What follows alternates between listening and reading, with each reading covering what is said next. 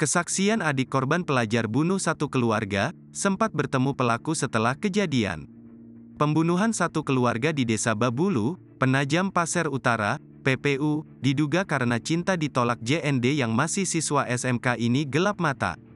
JND siswa SMK di PPU gelap mata dan dengan sadis membunuh 5 orang dalam satu keluarga.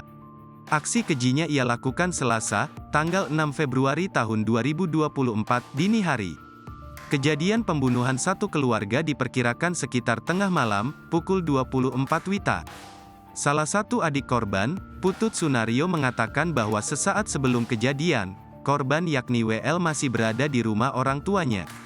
Tetangga awal mula mendengar teriakan dari dalam rumah korban.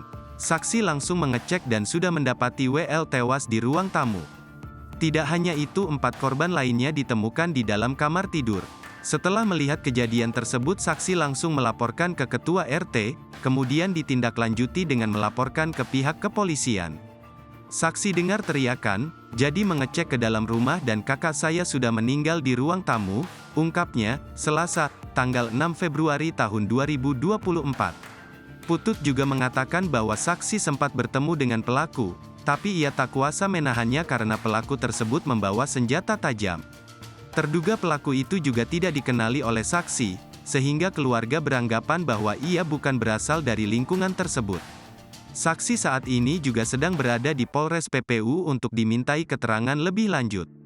Hingga saat ini, kelima jenazah sudah berada di RSUD PPU untuk dilakukan otopsi. Sementara itu, pelaku pembunuhan satu keluarga di Desa Babulu Laut, Kecamatan Babulu, telah diamankan. Informasi dari kepolisian yang tengah memeriksa secara intensif JND di Polres PPU menyebutkan, pelaku mengaku sengaja mematikan listrik di rumah korban sebelum menjalankan aksinya. Setelah mematikan listrik, pelaku masuk ke rumah korban dan menghabis 5 orang dalam satu keluarga. Pihak keluarga meminta semua korban langsung dimandikan dan dikafani untuk langsung dimakamkan. Sebelumnya kami juga akan menjahit luka yang diderita korban, kata sumber di RSUD PPU. Siswoyo, kakak korban menjelaskan bahwa pihak keluarga meminta rumah sakit langsung mengkafani semua korban dan akan langsung dimakamkan. Mereka juga meminta pihak kepolisian mengusut tuntas kasus pembunuhan sadis yang menimpa Siswoyo, istri dan ketiga anaknya. Download Tribun X sekarang, menghadirkan lokal menjadi Indonesia.